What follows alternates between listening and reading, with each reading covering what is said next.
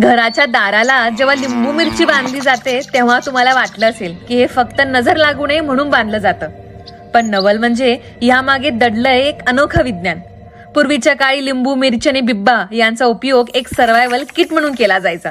तर व्हायचं असं की पूर्वी प्रवास खूप लांबचे असल्याने कधी पायी तर कधी बैलगाडीतून खाचखळगी असणाऱ्या खडतर रस्त्याने प्रवास करावा लागायचा. शरीर डिहायड्रेट होऊ नये म्हणून लिंबू हा नैसर्गिक इलेक्ट्रोलाइट म्हणून वापरला जायचा. आणि मिरची प्रवासात कुणाला साप किंवा विंचू चावला तर विष बाहेर काढायला मदत करायची. लिंबू मिरची सोबत असणारा छोटासा काळा बिब्बा सुद्धा खूप उपयोगी पडायचा बरं का. समजा चालताना पायात काटा मोडला, जखम झाली तर बिब्बा औषधासारखा काम करायचा. कधी कधी या लिंबू मिरची सोबत कोळशाचा एक छोटासा तुकडाही ठेवायचे. नाही भूत प्रेतापासून वाचण्यासाठी नाही, तर फायर स्टार्टर म्हणून वापरण्यासाठी. कधीतरी प्रवासामध्ये जंगलात मुक्काम करायला लागला तर म्हणून.